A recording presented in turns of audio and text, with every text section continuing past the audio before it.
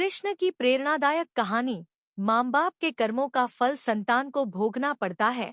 प्राचीन काल से ही यह माना जाता रहा है कि इंसान के कर्मों का असर उसकी संतानों पर भी पड़ता है।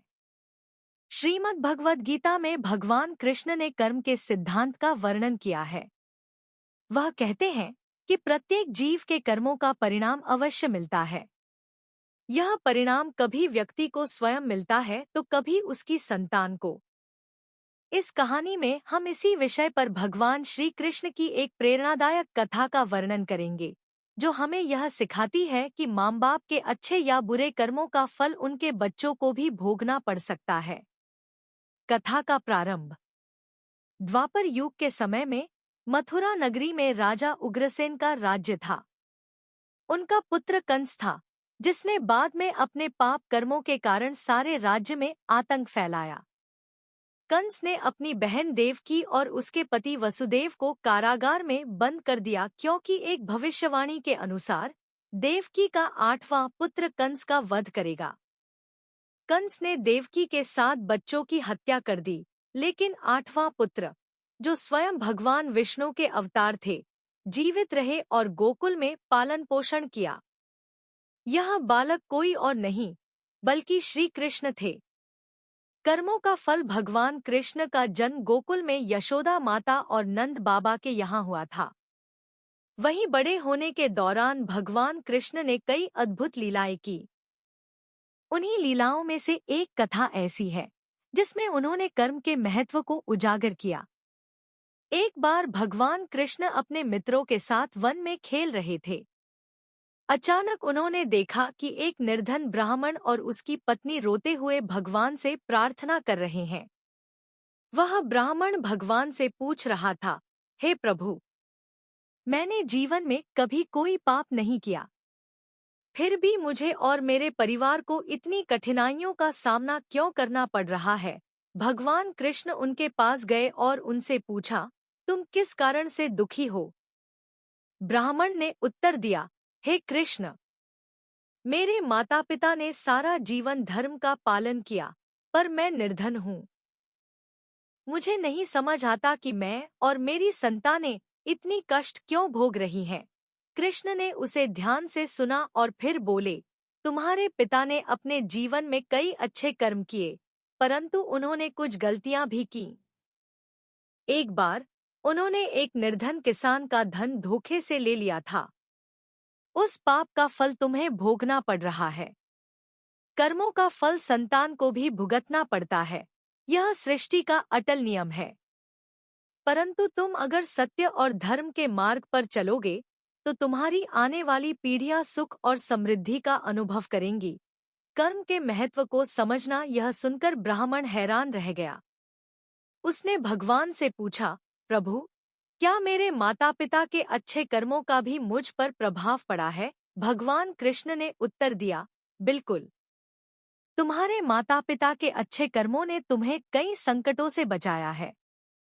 उन्होंने धर्म और सत्य का पालन किया, इसलिए तुम इस समय भी जीवित हो और तुम्हारे पास अपने जीवन को सुधारने का अवसर है। अगर उन्होंने जीवन में केवल पाप किए होते तो शायद तुम्हें इस समय और भी अधिक कष्ट उठाना पड़ता। कृष्ण ने आगे कहा, जीवन में कर्मों का बहुत महत्व है।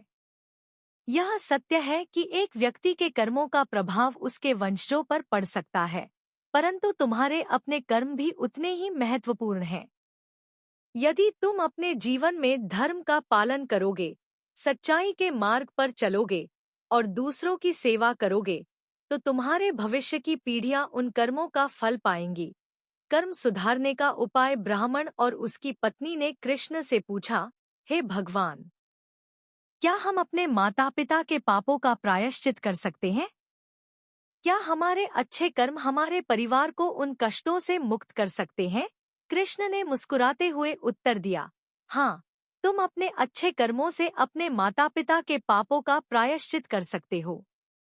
भगवान हर एक के कर्मों का हिसाब रखते हैं। अगर तुम सच्चाई, प्रेम और परोपकार के मार्ग पर चलोगे तो तुम्हारे अच्छे कर्मों का प्रभाव तुम्हारे परिवार पर भी पड़ेगा। यह संसार कर्मों पर आधारित है और कर्मों को बदलने की शक्ति हर व्यक्ति के पास होती है। उन्होंने ब्राह्मण से यह भी कहा कि वह अपनी संतान को भी धर्म और सत्य का मार्ग दिखाए।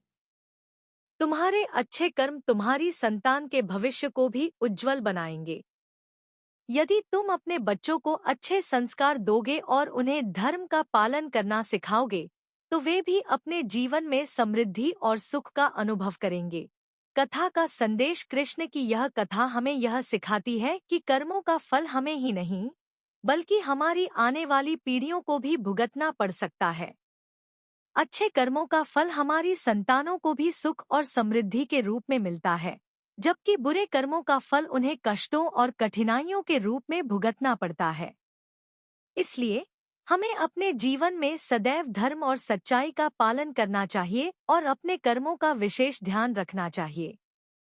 कृष्ण ने यह भी बताया कि यदि हमारे माता पिता ने कुछ बुरे कर्म किए हैं, तो हम अपने अच्छे कर्मों से उन कर्मों का प्रायश्चित कर सकते हैं। हमारे अच्छे कर्म न केवल हमारे जीवन को बल्कि हमारी संतान और वंशजों के जीवन को भी बेहतर बना सकते हैं। निष्कर्ष। कर्म का सिद्धांत अत्यंत गूढ़ और महत्वपूर्ण है। यह कहानी हमें इस बात का बोध कराती है कि हमारे कर्म केवल हमारे जीवन को ही नहीं, बल्कि हमारी आने वाली पीढ़ियों के जीवन को भी प्रभावित करते हैं। इसलिए हमें सदैव धर्म का पालन करना चाहिए और अच्छे कर्म करने का प्रयास करना चाहिए। भगवान कृष्ण की यह कथा हमें जीवन में सही मार्ग चुनने की प्रेरणा देती है और यह सिखाती है कि कर्मों का फल अवश्य मिलता है, चाहे वह अच्छा हो या बुरा।